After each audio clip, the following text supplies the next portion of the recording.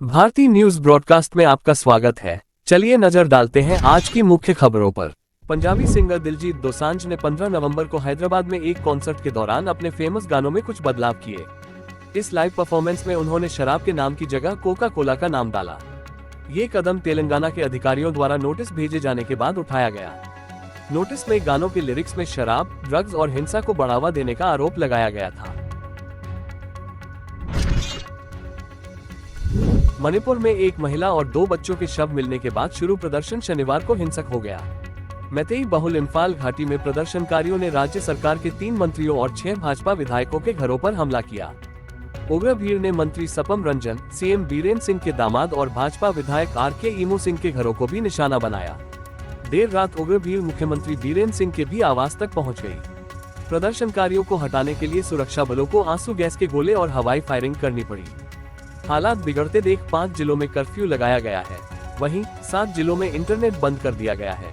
इस बीच कुछ मंत्रियों सहित भाजपा के 19 विधायकों ने बीरेन सिंह को हटाने की मांग करते हुए प्रधानमंत्री कार्यालय पीएमओ को पत्र भेजा है।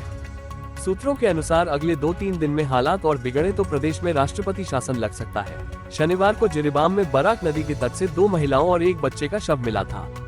शक है कि ये इन्हें 11 नवंबर को कुकी उग्रवादियों ने जिरीबाम से अपहृत किया था। इसी दिन सुरक्षा बलों ने 10 बंदूकधारी उग्रवादियों को मार डाला था, जबकि कुकी जो संगठन ने इन 10 लोगों को विलेज गार्ड बताया था। वहीं शुक्रवार रात को 1 महिला और 2 बच्चों के शव मिले थे। झारखंड चुनाव सेकंड फेज में बीजेपी पर भारी हेमंत, 38 सीटों में से बीजेपी 8-13, जेएमएम 10-15 पर मजबूत। कांग्रेस को नुकसान, सबसे पहले 2 दावे। पहला दावा जेएमएम लीडर हेमंत सोरेन का, ये आपके भाई हेमंत का वादा है। बीजेपी की साजिशों का अंत करके बिना रुके राज्य के लोगों के लिए काम करेंगे।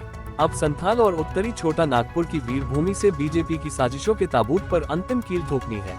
दूसरा दावा बीजेपी लीडर बाबूलाल मरांडी का, राज्य सरकार से त्रस्त महिला शक्ति। हमारी बहनों ने गुंडे बदमाशों की संरक्षक बनी जेएमएम सरकार को हटाने के लिए वोट किया। झारखंड की जनता बदलाव की अगुवाई कर रही है। झारखंड चुनाव अब अपने क्लाइमैक्स पर पहुंच गया है। एनडीए राज्य में उलटफेर का दावा कर रहा है। वहीं इंडिया ब्लॉक पुराने स्टैंड पर कायम है। एक ही नारा, हेमंत दोबारा। झारखंड की 81 विधानसभा सीटों में से 38 पर 20 नवंबर को वोटिंग होगी। इसमें 18 सीटों वाले संथाल परगना में भी चुनाव होंगे।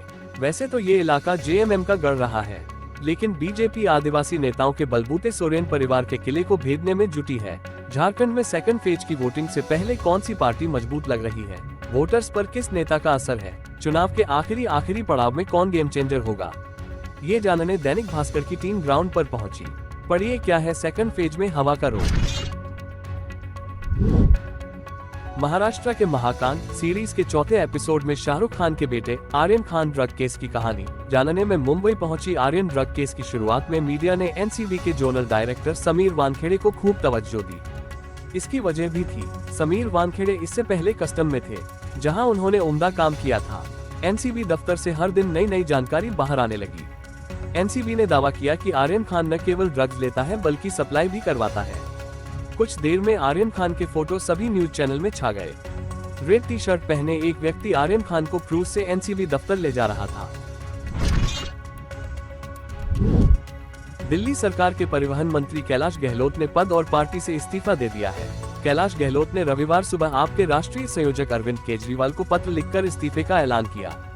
गहलोत ने केजरीवाल को लिखे लेटर में यमुना की सफाई के मुद्दे को लेकर आपकी आलोचना की।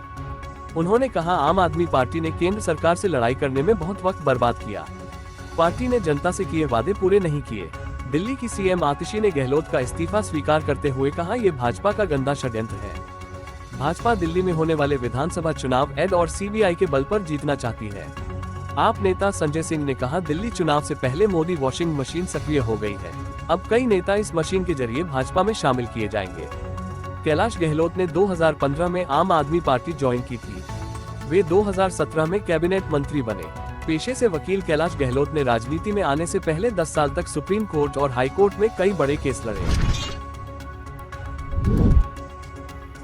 ऑस्ट्रेलिया के पूर्व तेज गेंदबाज ग्लेन मैकग्रा ने ऑस्ट्रेलियाई खिलाड़ियों को विराट कोहली पर दबाव बनाने की सलाह दी है।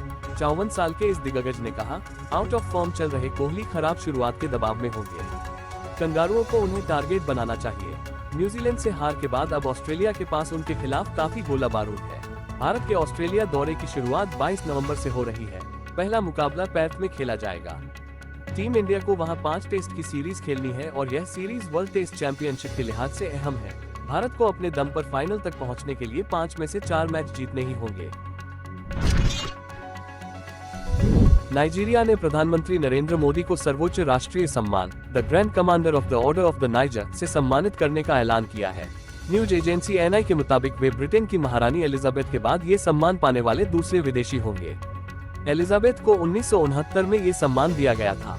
अब तक पीएम मोदी को 15 देश अपने सर्वोच्च सम्मान से सम्मानित कर चुके हैं। वहीं उन्हें मिलने वाला ये 17वां अंतर्राष्ट्रीय अवार्ड होगा।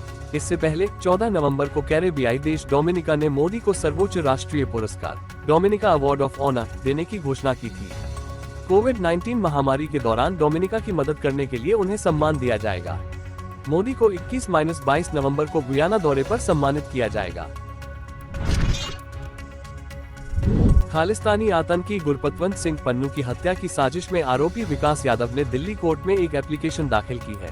विकास ने अदालत से कहा कि उसे सुनवाई में हाजिर होने से छूट दी जाए। विकास ने वजह बताई कि अब उसकी पहचान, उसके घर का पता और उसकी फोटोज दुनिया में उजागर हो गई है। ऐसे में उसकी जान को गंभीर खतरा है, इसलिए उसे सुनवाई से छूट दी जाए। अमेरिकी जांच एजेंसी FBI ने 18 अक्टूबर को विकास पर पन्नू की हत्या की साजिश के आरोप तय किए थे। इसके अलावा उस पर मनी लॉन्ड्रिंग के आरोप भी लगाए गए। FBI का कहना है कि विकास भारत की इंटेलिजेंस एजेंसी रॉ से जुड़ा था। FBI ने पोस्टर जारी कर विकास यादव को मोस्ट वांटेड बताया था। ऐसी और ताज़ा खबरों के लिए हमारे चैनल BNB को सब्सक्राइब करें और इस वीडियो को लाइक और शेयर करें। धन्यवाद।